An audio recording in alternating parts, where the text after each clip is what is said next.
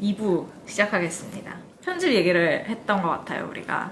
근데 저는 둘의 의견이 섞인 건지 뭔지 잘 모르겠는데 처음에 영화를 보면서 앞부분은 좀 이 새 이야기가 굉장히 기계적으로 그냥 6회공, 6회공, 6회공 이렇게 전개가 된다고 생각을 했고 어떤 감정적인 연결을 딱히 신경 쓰지 않고 했기 때문에 되게 그냥 기계적으로 세 군데를 엮었네라고 생각했는데 이게 점점 시간이 포개어져 가면서 그 편집이 조금씩 변화를 주고 그 묘미가 살아나는 느낌을 좀 받았었던 것 같아요. 그 묘미를 살린 사람이 살린 이제 포인트가 킬리언 머피의 해변에서 과거 회상이 나온 부분이라고 생각을 하는데 그런 점에서 킬리언 머피가 수동적인 지금까지의 캐릭터를 벗어나서 논란 영화에서 뭔가 크게 한 건 했다는 생각이 들었어요. 비록 배역 이름은 없었지만 킬리언 머피의 과거 회상이요?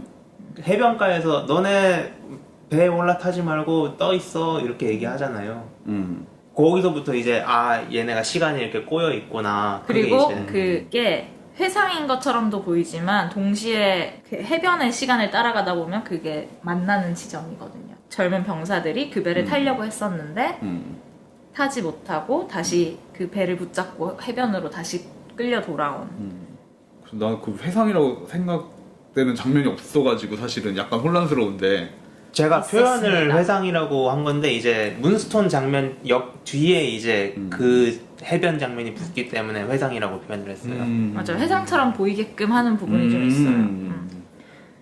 그래서 그런 나중에 시간이 포개어져 갈 때 그런 좀 편집의 변주가 일어나면서 재미가 있었던 것 같고 편집도 좋았던 게 창공에서 장면들이 대부분 광활한 바다를 보여주거나 광활한 하늘을 보여주거나 하는데 어쨌든 그 토마디 얼굴을 보여주거나 근데 그 중간중간에 이제 전투기들이 날아가면서 조금 슬로우처럼 보이는 샷들이 중간중간에 약간 적재적소에 들어가 있어서 저는 상공 장면이 굉장히 보는데 여운이 많이 남고 많은 생각을 하게 하는 장면처럼 느껴지더라고요. 그래서 좋았습니다. 아무래도 이게 정점에 올라갈 때까지 논란의 영화가 좀 더 그 뭐랄까 긴장감이랄까 이런 거를 점점 끌어올리는 방식이 있어가지고 이게 뭐 모든 영화가 마찬가지지만 논란의 경우에는 낙차가 별로 크지 않는 것 같아요.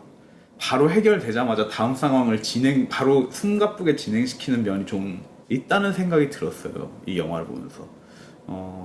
다른 영화들이 어땠는지는 사실 본 지 너무 오래돼서 기억이 나진 않는데 덩케르크 같은 경우에는 이제 사운드랑 좀 결합해가지고 계속해서 긴장감을 고조시키는 역할이 좀 강하지 않나. 살만하면은 바로 뭐가 등장하고 살만하면 바로 뭐가 등장하고 그래서 정말 끊임없이 마지막 끝날 때까지 거의 쉴 새 없이 몰아붙여가지고 이제 거의 탈진해서 나오게 되는 기분으로 이 영화관에서 나오는 영화가 아닌가. 그래가지고 이 영화의 짧은 러닝타임이 어쩌면 그런 것과도 관련이 있을 수 있겠다라는 생각이 들었던 것 같아요.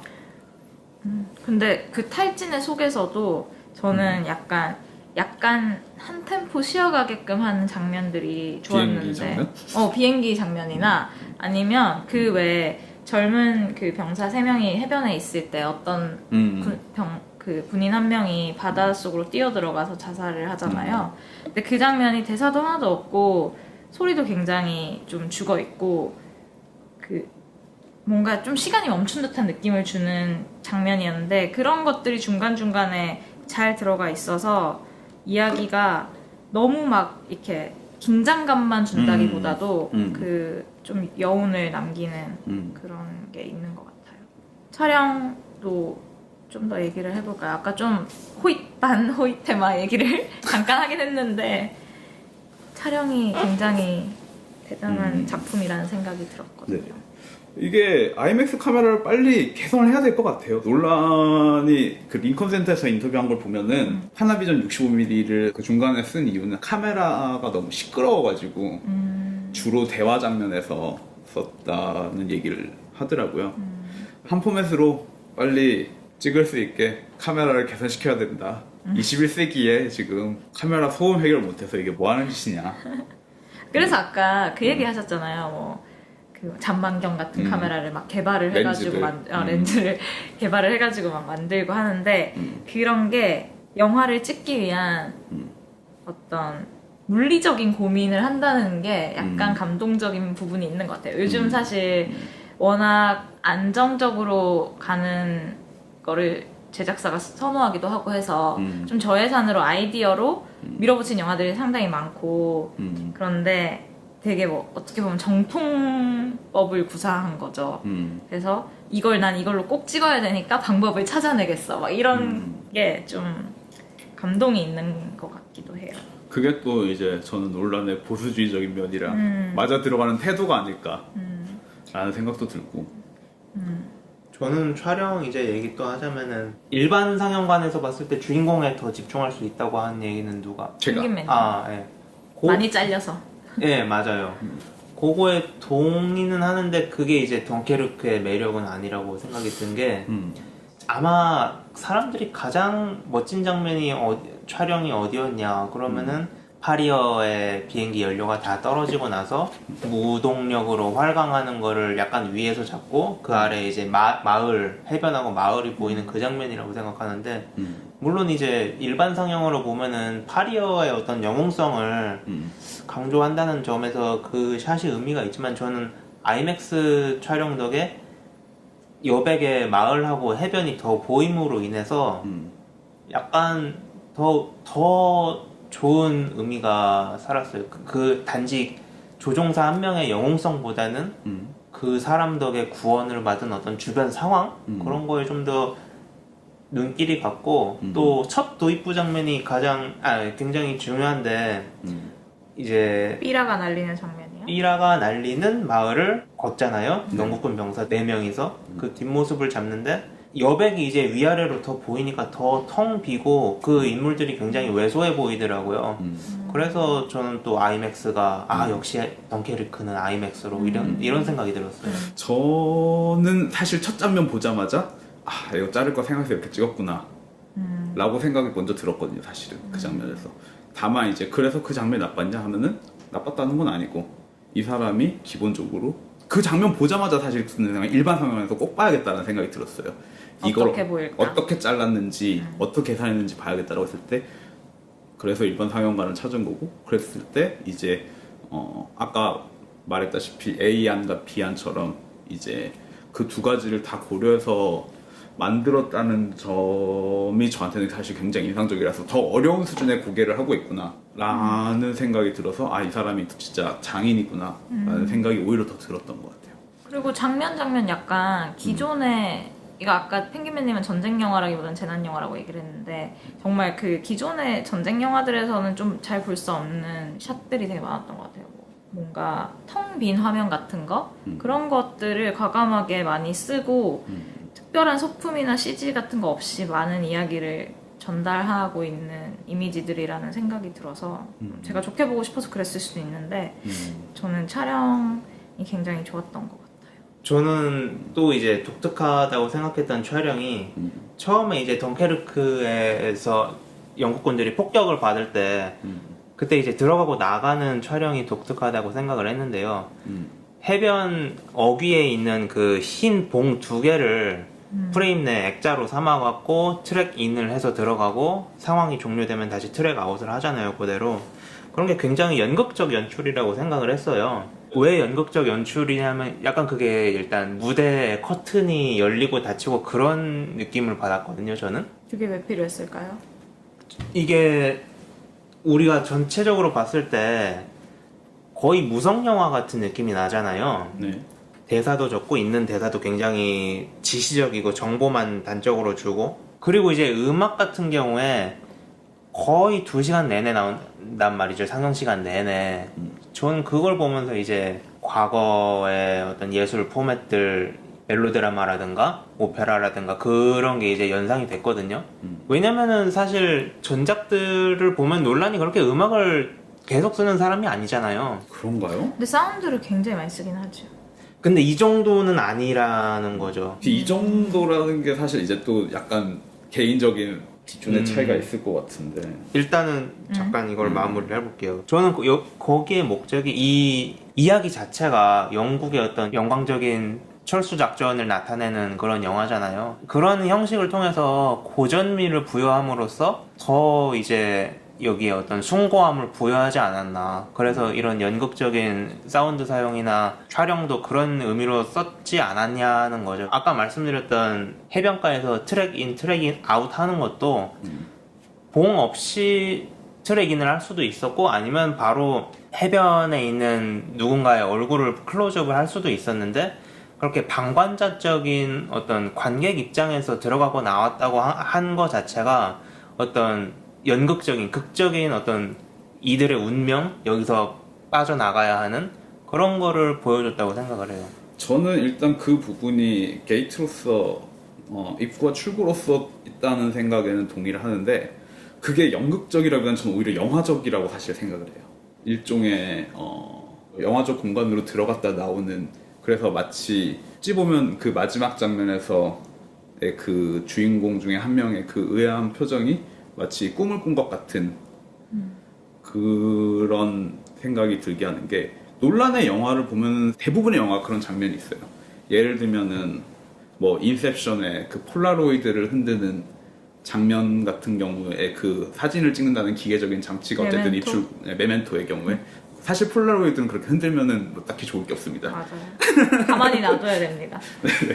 그리고 이제 예를 들면 프레스티지 같은 영화를 생각해 보면은 프레스티지는 정말로 이제 어찌 보면 영화에 관한 영화라는 생각이 드는 영화고 거기 아파라투스에 대한 이야기를 하고 그리고 이제 마술이 어떤 식으로 이루어지는가 얘기를 하고 그런 식의 영화에 대해서 어쨌든 어느 정도 코멘트를 하는 영화고 뭐 인썸니아의 안개라든지 뭐 인셉션의 꿈도 사실 꿈과 그 토템의 문제에 대해서도 사실은 비슷하게 볼 수 있다고 생각을 하고 그래서 일종의 영화적 구간에 선을 긋는 이 출구로서의 이것도 어떻게 보면 논란의 그런 통과하는 문을 만드는 것 자체가 일종의 논란의 특징 중에 또 하나라고는 생각이 저는 들어요. 영화적 공간으로의 초대의 의미가 오히려 더 있지 않나. 그래서 저는 그 부분이 일종의 경계가 된다는 점에 동의하지만 오히려 그 점이 더 영화적인 거 아닌가 그런 생각이 드네요. 전작에서의 음악 사용도 좀 말씀해 주세요. 제가 그런 얘기를 안 들은 게 아니거든요. 그 음악을 굉장히 자주 사용한다 전작들에서. 근데 이만큼은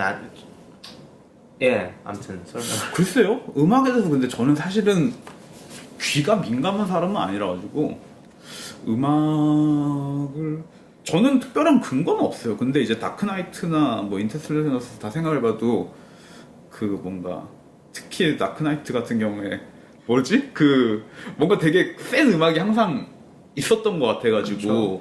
그게 인셉션은 이제 아예 음악의 플롯에 굉장히 중요한 역할을 하는 영화고 그렇기 때문에 항상 그 음악도 나오고 어쨌든 음향 효과도 많이 사용된 영화였던 것 같고 인터스텔라는 음향 효과가 굉장히 인상적인 장면들이 많았던 것 같아요.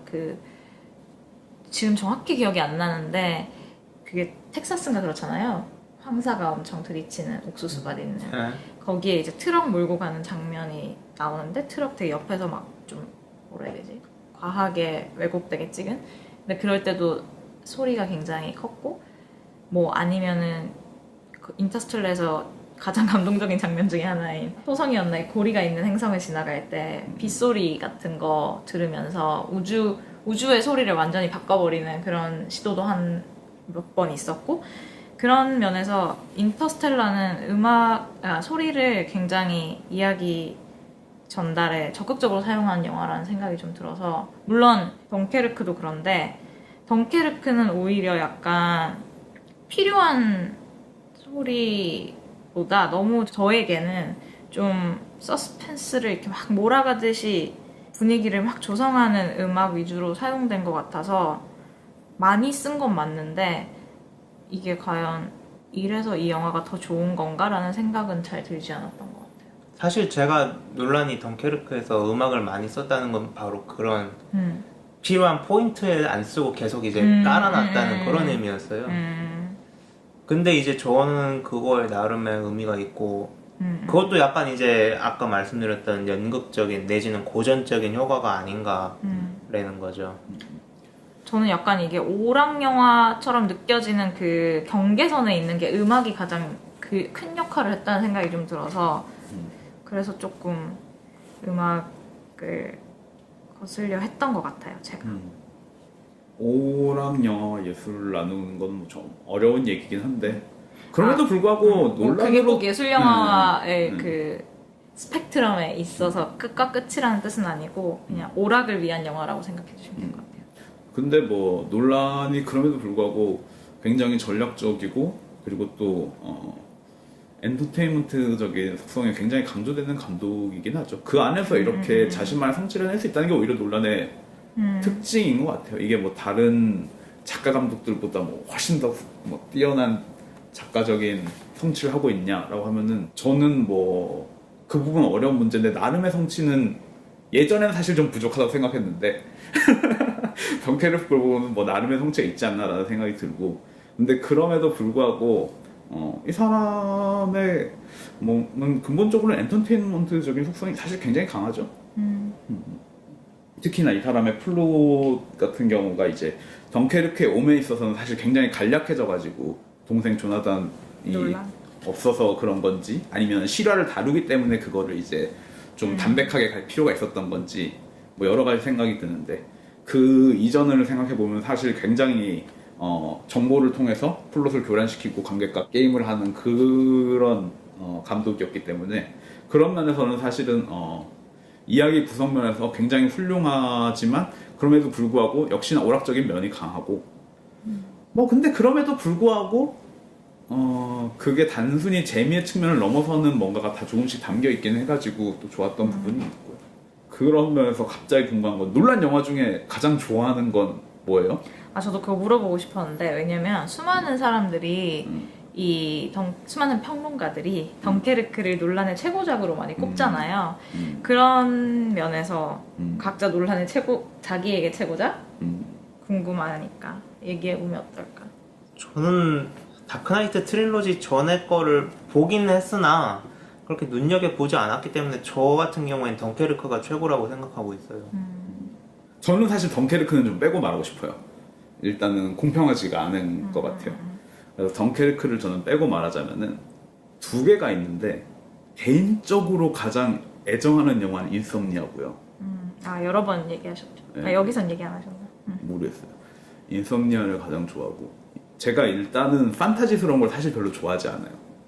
거기에 대한 거부감이 좀 있고 그래서 뭐 인썸니아의 백야와 안개야말로 이 논란이 가지고 노는 플롯의 구조를 가지고 노는 혹은 기억의 조작을 다루는 데 있어서 현실적으로 가장 탁월하게 사용된 이야기가 아닌가라는 생각을 하고 있어서 저는 인썸니아를 너무 좋아하고 그 외에 그냥 단순히 냉정하게 평가하자면 저는 이제 프리스티지가 어쩌면 최고작?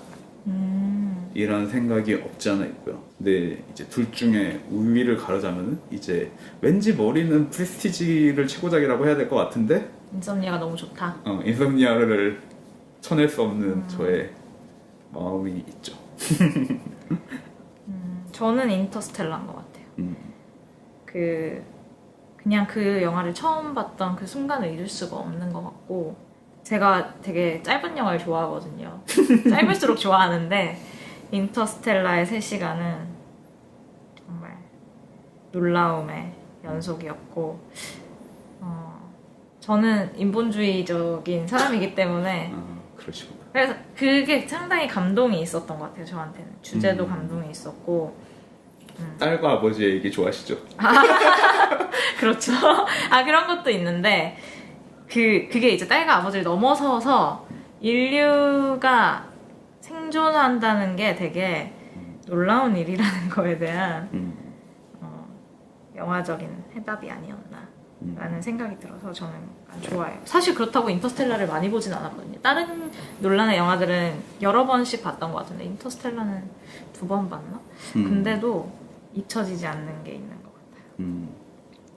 근데 덩케르크는 가장 대범한 작품인 것 같아요. 저는 물론 돈도 어마어마하게 들었기 때문에 대범한 건 맞는데 그걸 떠나서도 자기의 장기가 뭔지 알잖아요. 사람들도 알고 자기도 알고. 근데 이런 거를 가지고 실화의 이런 아까 말했듯이 굉장히 심플한 이야기에 도전을 해서, 그리고 전쟁 영화라는 어떤 전통을 무시할 수는 없었을 텐데 그거를 어쨌든 논란식으로 접근을 해서 만들어낸, 그리고 이미지적으로 압도적으로 세련된 영화인 것 같아요. 다른 논란의 전작들에 비해서.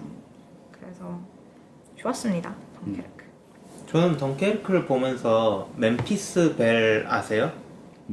전쟁 영화인데 영국 영화고요. 그 독일의 어떤 지역을 폭격하려는 미 육군 항공대 얘기를 각색해서 이제 만든 건데, 거기서도 이제 공중전이 주 소재이기 때문에 적군의 얼굴은 안 보여요. 적군 비행기만 보이지. 그래서 이제 생존의 얘기를 다루고 막, 이런 거, 뭐, 개개인의 두려움 같은 게 있죠. 약간 도덕성에 찔리는 약간 그런 스펙터클 장면이 있는 게, 기총사수가 그 독일군 전투기를 떨어뜨려서 막 환호하는데, 그 추락한 전투기가 아군 폭격기를 반으로 갈라서 추락해버려요. 아군 폭격기가. 그래서 막 이게 벙치는 장면도 있고, 폭격수는 무서우니까 대충 폭탄 아무데나 떨구고 가자 이러고 막 그러거든요. 그런 주제면에서 덩케르크와 비슷하지만은 음악 사용이라든가 촬영 같은 걸 보면은 굉장히 애국심 이런 거 강조하고 고취시키고 약간 주관적으로 묘사를 하거든요. 그런데 이제 반면 덩케르크는 그런 거를 벗어나서 좀 다른 걸 보여줬다는 점에서 그런 점에서 좀 대범하다고 할 수 있지 않나, 제가 봤을 때는. 그렇게 생각해요. 아까 미주사랑님의 음악 얘기를 좀 더 깊게 하고 싶어 하셨는데. 네. 저는 그래서 두 가지를 생각했는데, 아까 이제 첫 번째는 대사가 적고 그런 것이 고전적인 어떤 연출을 통해서 영국이라는 국가의 자랑스러운 역사를 미화하는, 이게 아름답게 세련되게 표현하려는 것 아니었냐 이거고, 이제 사실 두 번째로 얘기하려는 거는 펭귄맨님이 말씀을 하셨는데, 음악과 그 효과음의 경계가 불분명하기 때문에, 불분명하다는 거고, 이제 그럼으로써 전쟁의 긴장감이 더 배가 되지 않았나. 되레 이제 존 윌리엄스 식으로 포인트마다 음악을 이제 확실하게 줬으면은 좀 전형적이었을 텐데, 그러지 않아서 계속 음악이 존재했기 때문에 더 긴장감을 주지 않았나. 물론 이제 형광모자님 말씀하신 것처럼 피로하게 만드는 부분은 있어요. 계속 특히 이제 째깍째깍거리는. 저는 그런 건 오히려 약간 좋았는데, 네. 그 긴박한 상황에서 너무 그 메트로놈 이렇게 점점 빨라지듯이 그런 게 조금 인위적이라는 느낌이 들었던 것 같아요. 메트로놈 소리요? 메트로놈이 일정하게 가다가 피치가 점점 빨라지는, 이렇게 똑딱 똑딱 똑딱 똑딱. 이렇게 제가 얘기한 째깍째깍 소리랑 그게 근데 뭐가 그게 그냥 기존에 이렇게 깔려 있을 때는 괜찮았는데 그거를 이렇게 점점 강도와 속도를 빠르게 하면서 자 이제 점점점 긴장해 이렇게 약간 몰아가는 느낌이 있어서. 그렇죠. 그 점은 저도 좀 많이 실망을 했어요. 우리 한 작가님한테, 한스 짐머. 뭐 아쉬운 점이 있는데, 뭐 그분이 한세진모님이 워낙 한스 짐머님이니까요. 그런 한스 짐머 사마. 그럼에도 불구하고 이제 굉장히 이제 과감한 시도를 했다고 저는 고평가를 하고 싶은 게, 효과음을 자주 사용을 함으로써 효과음마저도 음악의 일부로 만드는 그런 경지를 보여주지 않았나. 물론 이제 한스 짐머가 처음 했다고는 생각하지 않아요. 제가 모르는 누군가가 먼저 했겠죠. 아무튼 덩케르크의 음악은 그게 이제 미덕이라고 생각을 하고, 그래서 그 곡을 몇 개 좀 소개를 드리고 싶어요. 세세하게. 예를 들어서 처음부터 이제 시작하자면 1번 트랙이 더 몰 잔교거든요. 근데 이제 여기를 들어보면은 비행기 엔진 소리라든가 쇠파이프 두들기는 소리, 그런 소리이거나 비슷한 소리 뭐 연주를 한 거겠죠. 그런 게 은근히 이제 섞여 있어서 음악을 들으면서도 그 배를 타기 위해 기다리는 그런 사람들의 그 어떤 심리를 느낄 수 있었고, 이렇게 이펙트 내지는 이펙트스러운 음악이 계속 사운드 트랙에 섞여 있다는 점이 계속 이제 긴장감을 배가시키는 원동력이 아닌가 이렇게 생각했어요. 그리고 또 두 번째 사운드 트랙이 재밌는데 제목이 We Need Our Army Back 이거든요. 이 장면에서 이제 한번 일단 들려드리고 올게요. 본격 음악 감상방송 듣고 계십니다. 고품격이죠. 중간에 이게 6분 28초인데요, 분량이. 중간에 3분 10초 부분을 들려드릴게요. 어느 장면에 나오는지 한번 맞춰보시기 그 대사 할 때 바랍니다. 아니에요? 언제? 아, 아니에요. 아니에요. 처칠이 데리고 오라고.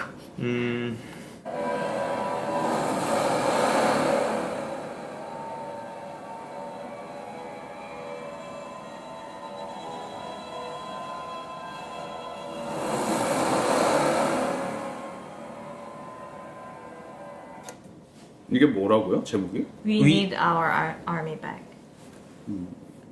모르겠어요. 이게 잔교에서 병원선이 떠나기 직전에 포격을 받거든요, 독일군한테. 근데 방금 이 우르릉거리는 소리가 끝나고 폭음이 이제 삽입이 돼요. 물기둥이 솟아오르고. 한 번만 그러는 게 아니라 두 번인가 세 번 계속 그러거든요. 저는 사실 그래서 이 우르릉거리는 소리가, 이건 개인적인 감상일 수도 있는데, 그 효과음이라고 생각했어요. 뭐 배 엔진음이라든가 포탄이 공기를 가르면서 내려오는 그런 음이라고 생각을 했는데, 이게 사운드 트랙에 있는 음악이었다는 점이 굉장히 재미있었고. 근데 이거는 이제 그러니까 경계가 사실 애매한 거죠. 그렇죠. 이펙트로 쓰인 거기도 하고 음악이기도 한 거죠. 사실은 그러면서 여기 사용된 사운드 자체가 대체로 다 불분명한 그렇죠. 네, 어떤 아이덴티티를 음악으로 정말 이거는 음악이다, 노래다라고 생각할 만한 건 몇 장면 없었던 것 같아요. 네. 그리고 이제 우리가 계속 세련된 애국주의 그런 걸 얘기를 하고 있잖아요. 그거에 이제 부합하는 게 7번 트랙 임펄스인데요. 이게 콜린스가 그러니까 2번기 조종사가 격추되고 나서 톰 하디가 독일군 비행기를 따라서 혼자서 추격하는 장면에 이제 삽입되는 그건데, 이걸 한번 들어보시고 사운드가 몇 개 정도 겹쳐져 있는지 한번 말씀을 해주셨으면 좋겠어요. 왜 자꾸 숙제를 주는 거예요? 대화하는 좋은 방송.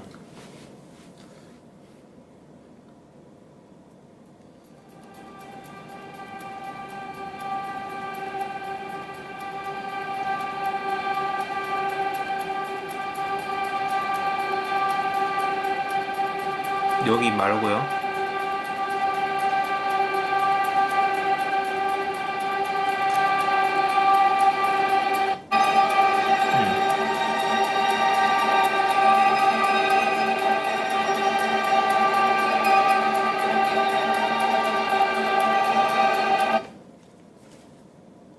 어느 장면인지 아시겠어요? 그 이제 톰 하디가 혼자서 비행기를 쫓아가면서 기관총을 쏘는. 나 이 장면 기억났어요. 한 번만 더 들어보세요. 왜냐면 이 앞에 그 바다 장면이, 바다인지 뭐 그 탈출하는 해변인지 모르겠는데 되게 시끄러운 소리였는데, 이 토마디로 시점이 전환되면서 이렇게 약간 가느다란 소리로 바뀌어서 기억이 나는 거예요. 맞아요. 근데 이제 소리가 한 몇 개 정도 겹친 것 같으세요? 5, 6? 5개? 그쵸. 사실 그 정도 되고요. 개수가 중요하다기보다는 이제 일단 똑딱거리는 소리가 있잖아요. 그게 이제 긴장감을 주고, 또 단조로운 배경음이 있잖아요. 뚜 하는 그런. 약간 떨리는. 예. 그리고 이제 약간 가벼운 바이올린 소리도 들어가 있잖아요. 삐리리 삐리리 하면서 좀 불어가 제규. 뭐? 뭔지 알아요? 몰라요. 만화책 제목 중에 있어요. 네. 아무튼 되게 좀 경쾌한 느낌이 들잖아요. 이런. 경쾌한 느낌인가요 이게? 그쵸. 약간 귀족들 사냥하는 느낌이라고 생각해요, 저는. 그건 잘 모르겠는데. 그것보다는 저는 그냥 확실히 긴장감을 주는 음. 사냥이라기보다는 귀족들의 사냥. 쫓긴다고 생각하면 그럴 수도 있을 것 같은데 그럼에도 불구하고 그 째깍째깍하는 소리가 사냥의 인상은 좀 안 주는 것 같아요. 그게 없으면 사냥이라고 느낄 수도 있을 것 같아요. 사냥 당한다는 입장에서는. 서스펜스. 이거는 토마디가 쫓아가는 건데요. 그러니까 사냥하는 느낌은 좀 안 잃은 것 같다는 거죠. 뭔가 촉박한 느낌이라서. 저는 이제 바이올린 소리만 말씀을 드리는 거예요. 그것만. 제 생각에는 일단 그렇다는 거고 그게 아닌 부분들이 있죠. 음이. 그래서 그런 것들이 이제 서로 다른 느낌들이 복합적으로 작용해서 아이러니한 재밌는 음악을 만들었다는 것이고 거기에 이제 하나 더해서 이제 토마디가 기관총을 쏘는 드르륵 하는 소리가 난단 말이죠. 그게 일정한 박자가 있어요. 그래서 이 바이올린 소리가 몇 초 정도 하면은 기관총이 드르륵 거리고 또 바이올린 소리 몇 초 들려주고 드르륵 한단 말이죠.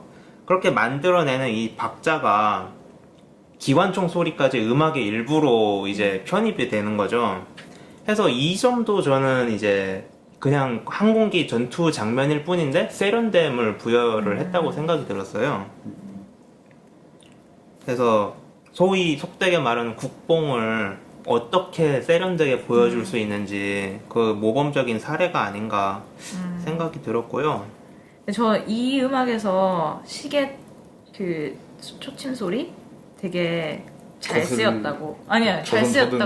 아, 그래요? 저는 이 장면 그 전환될 때 아까 말했지만 인상이 깊었거든요. 근데 제가 거슬려 했던 거는 좀 더 약간 쿵쾅거리는 소리였는데 근데 그게 이게 계속 일정하게 나다가 점점점 빨라지고 세지는데 그런 게 좀 거슬렸죠. 저는 둘 다 조금 한스 짐머님의 사운드 자체에 대해서 별로 긍정적인 인상을 사실 가지고 있지 않아서 감동을 자아내는 그런 것도 있고 그런 그냥 분이잖아요.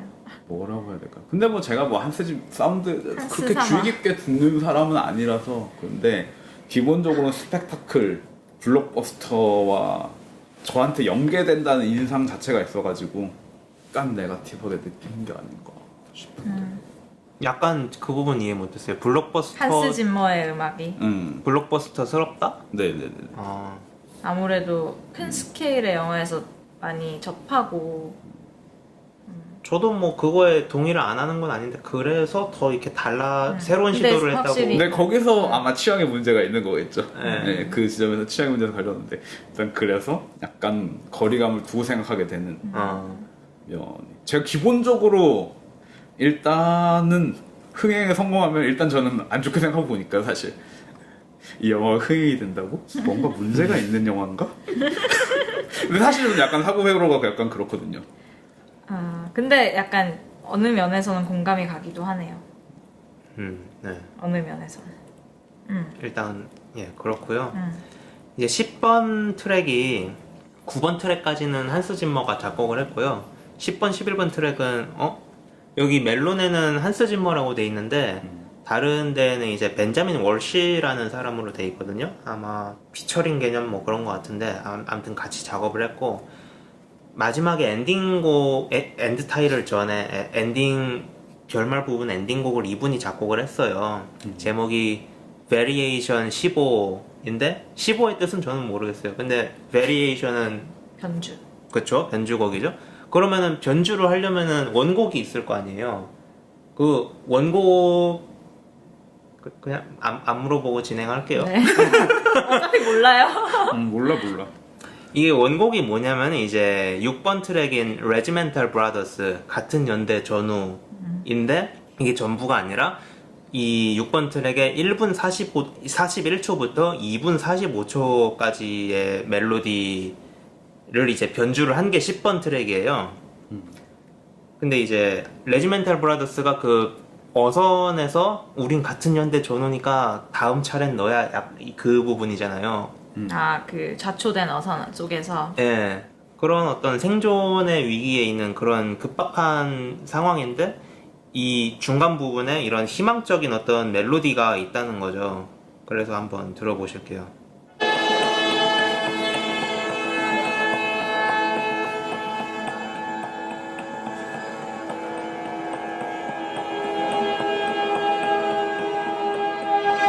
아시겠나요? 기억은 나지 않네요. 아, 그러니까 이거 말고 이제 엔딩곡하고의 어떤 멜로디의 유사성을 일단 엔딩곡이 그럼 기억이 나야 되는데 네, 엔딩곡이 기억이 나지 않고요. 들려주시죠. 예. 방금 거를 이제 네. 기억을 해주시고요. 일단 그 파리어가 비행기 불태우고 그 장면 생각을 하시면서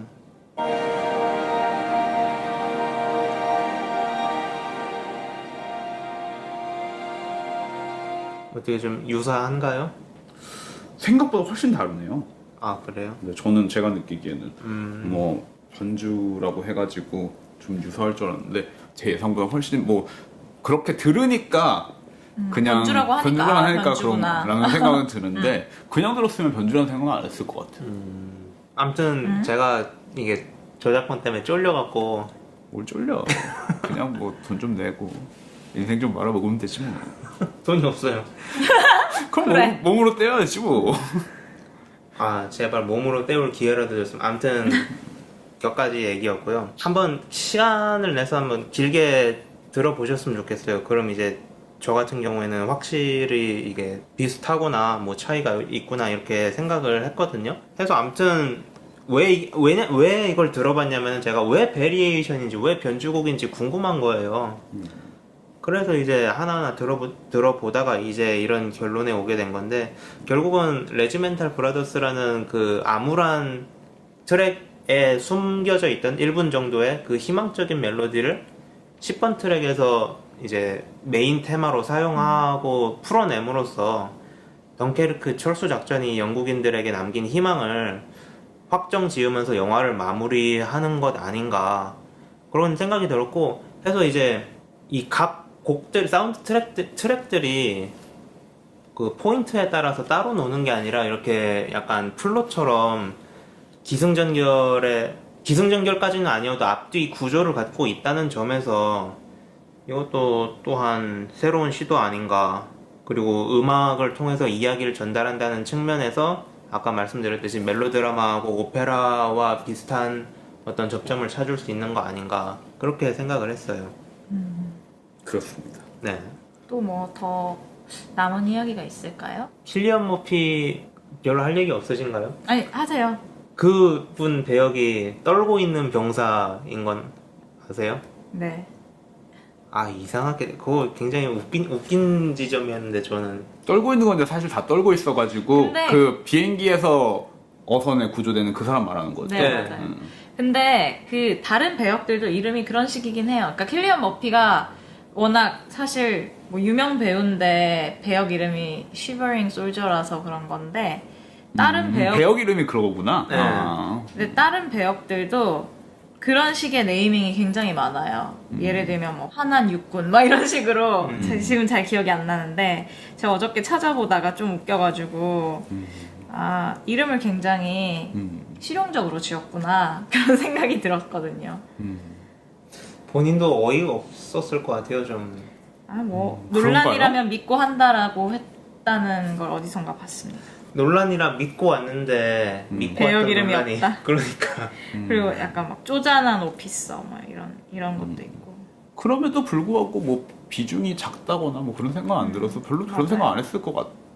뭐 그 사람 성격 나름이겠죠. 지금까지 아까도 말씀드렸지만 지금까지 논란 영화에서 나왔던 킬리언 머피 배역 중에 제일 중요했던 것 같아요. 그리고 마이클 케인도 사실 목소리로 등장하죠. 그래서 알고 계셨습니까? 아니요. 그 교전하는 저 편대장. 그쵸 리더 전투기에서 목소리로만 나오죠. 그래서 크레딧에 보면 Thanks to 마이클 케인 이렇게 나오죠. 마이클 케인이 안 나온 작품이 몇 개 없겠죠. 논란 작품 중에는. 저는 그 뭐 캐스팅 얘기가 나왔으니까 하는 말인데 그 젊은 병사들이 아까 잠깐 신은 씨가 얘기했지만 요즘 잘생겨가지고 막 이슈인데 젊은 모든 배역들이 뭐 심지어 그 피터 그 선장 아저씨 아들 피터도 잘생겼고 콜린스도 잘생겼고 뭐 그런데 해변의 병사들 같은 경우에는 뭐 잘생기고 이런 건 잘 모르겠고 너무 다 처음에 비슷하게 생겼다는 생각을 해가지고 저만 그런지 모르겠는데 처음에 얼굴 구분하는 게 조금 어렵더라고요. 근데 나중에 물론 토미를 가장 많이 비춰주기도 하고 토미를 따라가긴 하지만 이게 좀 의도적인 캐스팅이 아닐까라는 생각도 좀 들었어요. 너무 비슷비슷하게 생긴 애들을 해가지고 이게 어떤 하는 인물로 깊이 들어간다기보다는 똑같은 무게를 지닌 사람들인 거죠. 그런 게 좀 흥미로웠어요. 그리고 그게 또 전쟁의 특징이기도 하죠. 군인의 특징이기도 하고. 맞아요. 특히나 토미하고 깁슨은 광대뼈가 나오고 말랐고 코가 크다는 점에서 상당히 닮지 않았어요? 다른 인물과 달리? 저는 구분이 안 되고만은 어느 정도 있긴 있는데 그럼에도 불구하고 약간 애매해요. 이건 사실 아이맥스로 봤을 때랑 그냥 있을 때랑 아이맥스 봤을 때 약간 헷갈렸는데 사실 그냥 봤을 때는 너무 확연히 구분이 되긴 했거든요. 저는. 그러니까 저는 그게 첫 관람에서 헷갈렸던 것 같아요. 근데 두 번째 볼 때는 누가 누군지 알고 얘가 프랑스 병사인 것도 아니까 안 헷갈렸었는데 그리고 그냥 관람했을 때는 좀 디테일한 시선 같은 게 훨씬 더 잘 들어가가지고 이 관계가 좀 더 명확해지는 게 있어서 정보량도 더 생기기도 했고 여러 가지 복합적으로 그리고 사실. 처음 관람할 때는 그 기름 때문에 바다에 불이 붙었을 때 바다 밑에서 숨을 참고 있다가 결국 타 죽는 병사가 누군지 잘 안 보였거든요. 그래서 처음에 제가 알렉스인가? 제가 톰인가? 막 이런 생각도 잠깐 했었는데 다시 보니까 그런 건 되게 명확하게 보이더라고요. 저는 사실 두 번 봐도 모르겠던데 그냥 알렉스 주변에 있는 조연 병사였죠? 맞아요. 저기를 내보내려고 깁슨 내보내려고 했던 애들 중에 하나였고 사실 토미가 끝에 살아나는가도 살짝 이렇게 궁금하게 만들었다가 토미가 누구죠? 토미 주인공 마지막 얼굴 걔가 걔가 이제 그 문스톤에서 걔 멱살을 잡고 구해내잖아요. 근데 걔가 얼굴이 물속에 잠겨 있기 때문에 당분간은 약간 긴장감이 조성되죠. 제가 토미인지도 확실히 보이지 않지만 토미인 걸 알아도 얘가 의식을 잃었는지 죽었는지 살아있는지를 모르는 상황에서 나중에 구출이 되면 약간 안도감을 주는데 그런 게 약간 뭐 영화적으로 재미라면 재미인데 잘 모르겠어요. 그렇습니다. 이렇게 너무 잘 극적이라서? 모르겠다고 얘기하면 안 되네.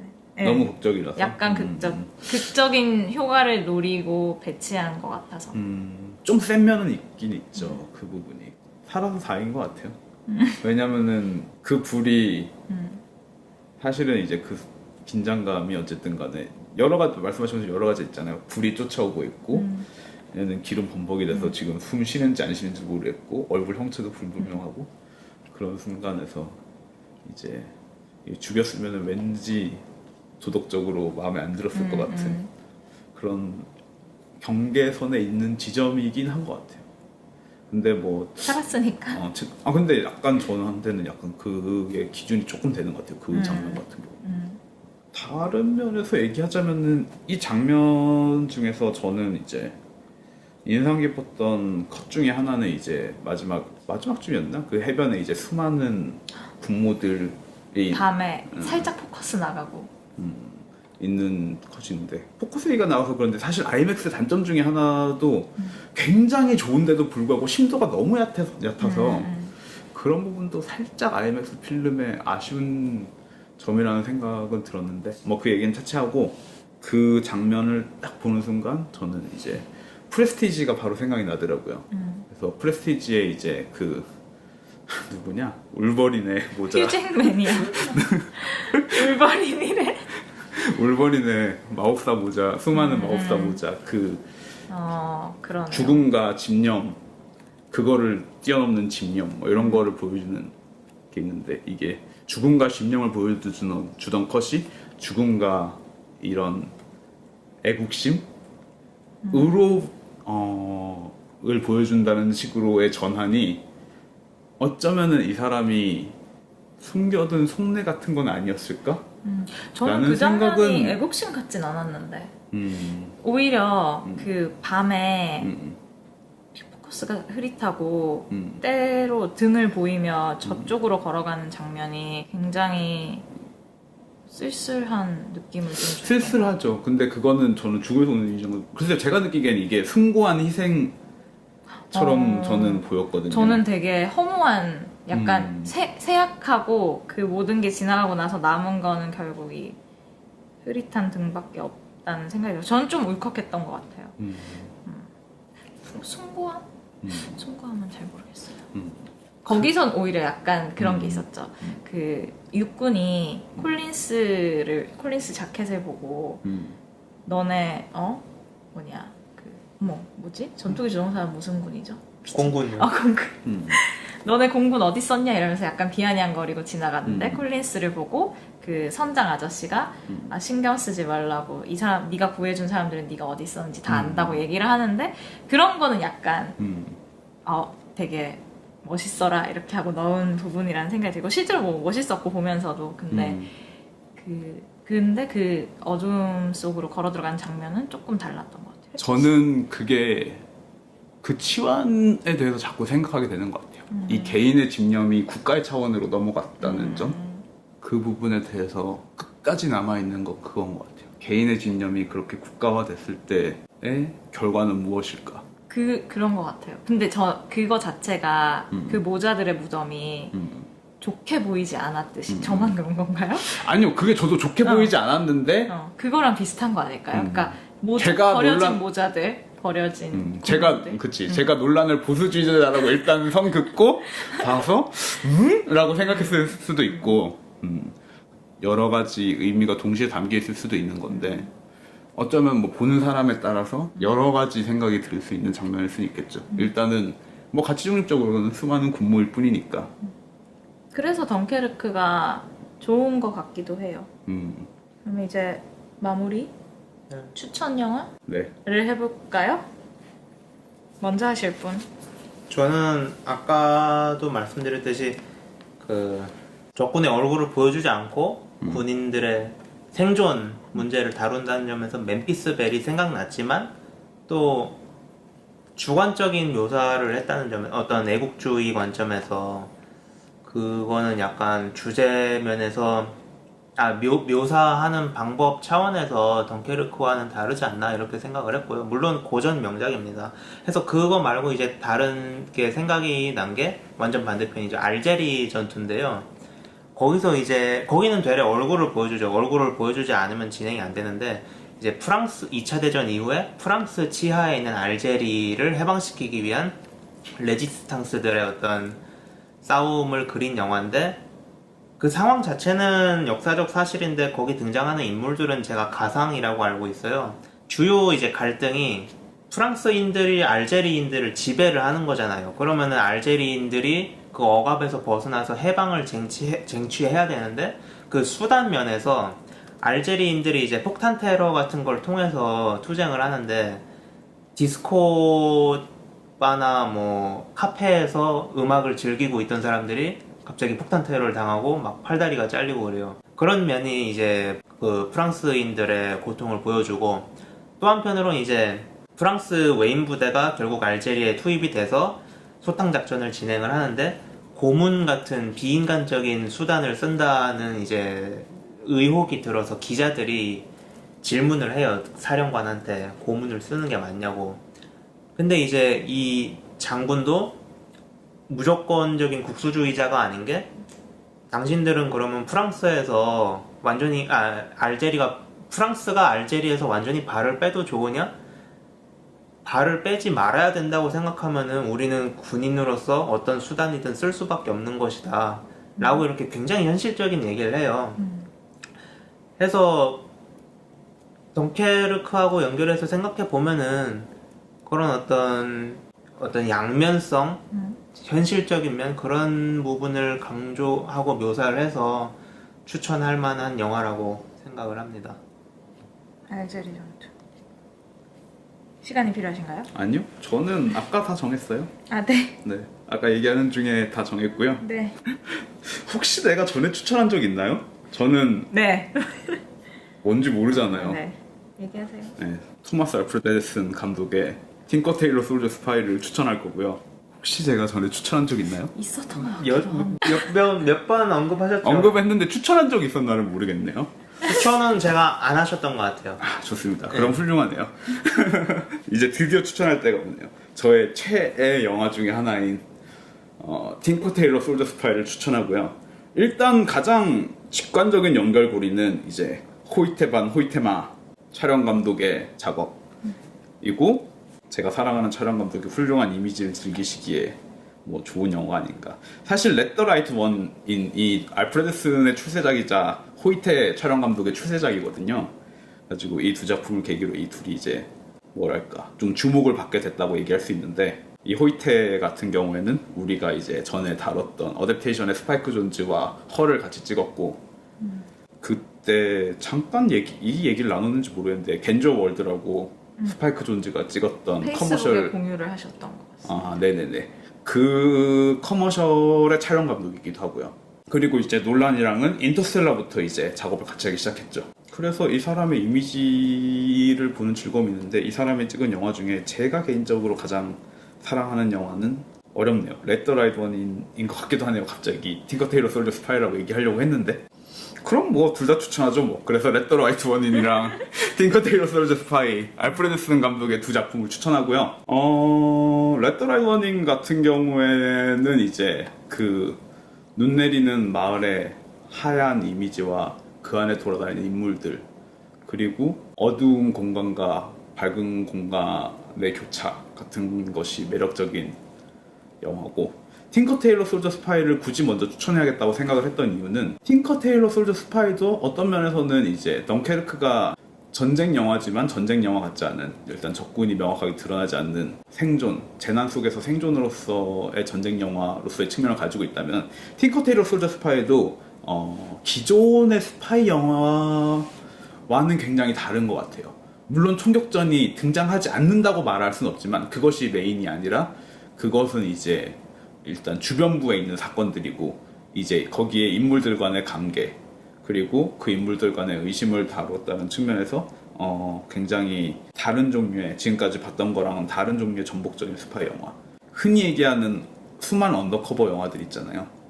뭐 무간도 같은 훌륭한 어쨌든 대표적인 작품들이 있는데, 그 영화들과는 다른 종류로 훌륭한 영화인 것 같아서 한 번쯤 볼만하지 않나 라는 생각이 들어서 팅커 테일러 솔저 스파이를 추천합니다. 언젠가 이 영화에 대해서 이야기하고 싶다는 생각이 듭니다. 저는 처음 생각났던 거는, 여기서 한번 얘기를 했는지 잘 모르겠는데, 그 올해 초에 개봉을 했던 랜드 오브 마인이라는 영화가 있어요. 근데 마틴 잔드블리엣 감독의 영화고 덴마크 영화인데, 이거는 전쟁 영화라기에도 좀 웃기고 포스트 전쟁 영화죠. 그러니까 2차 대전이 끝난 이후에 지뢰 그쵸. 얘기니까. 그렇죠. 덴마크 해변에 매립된 뭐 200만 개의 지뢰를 이제 포로가 된 독일 어린 병사들에게 지뢰를 제거하는 역할을 맡기는 이야기인데, 영상도 굉장히 아름답고 슬프고, 그냥 모르겠어요. 이 영화를 보면서 저는 정말 전쟁 속에서 파괴되는 인간이 이런 거구나라는 생각을 좀 깊이 했었고, 좋게 봤기 때문에 그냥 생각이 났는데, 좀 더 흥미로운 걸 추천해야겠다라는 생각이 들어서 조금 더 고민을 해봤는데, 이안 감독이 작년에 만든 빌리 린의 롱 하프타임 워크라는 영화가 있어요. 근데 이 영화는 어떤 면에서 전쟁을 사실감 있게 재현을 하려고 했다는 점에서 덩케르크와 유사하다고 볼 수 있는데, 방향이 완전히 반대로 갔다고 볼 수 있죠. 덩케르크 같은 경우는 필름으로 아날로그적으로 그런 걸 구현하려고 했다면, 이안 감독 같은 경우는 이게 초고속으로 120프레임 per second으로 촬영이 돼가지고, 이걸 실제로 보면 굉장히 이상한 이질감이 들어요. 영화관에서 제대로 영사를 할 수 있는 곳에서 보면. 근데 정말 좀 사람이 튀어나올 것 같다? 이런 생각이 들 정도거든요. 근데 저는 그런 접근이 굉장히 흥미로웠고, 이 빌리 린의 롱 하프타임 워크는 빌리 린이라는 아주 어린 미군이 이라크전에 갔다가 제 기억으로는 약간 소 뒷걸음치다가 쥐를 밟아가지고 약간 공훈을 세워서 그걸 이제 고향의 텍사스의 어떤 미식 축구 경기에서 축하를 하는 그런 내용인데 뭐라고요? 뭐라고요?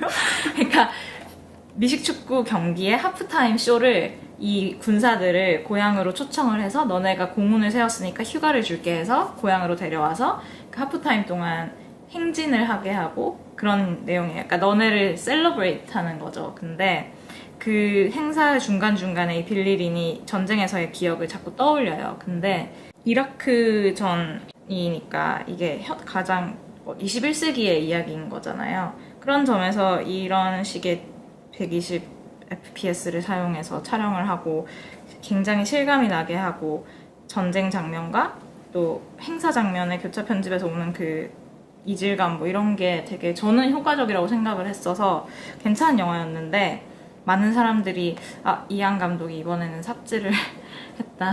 너무 비싸고 비싼 영화를 찍었는데 별다른 내용 없이 그냥 뭐 반전 영화고 그러니까 전쟁에 반대하는 초당 그런 120장이란 얘기죠? 그렇죠. 디지털로? 그렇죠. 4K 카메라였던 것 같고 보통 다 4K니까. 무슨 이름이 있었는데 잘 기억이 나지 않아요.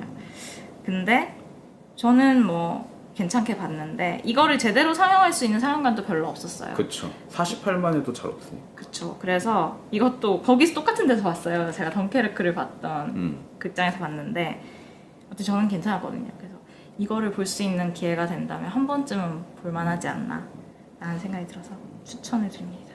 사실 제가 호빗을 가장 좋아하는 이유 중에 하나가 48프레임으로 찍어서 좋아하는 거거든요.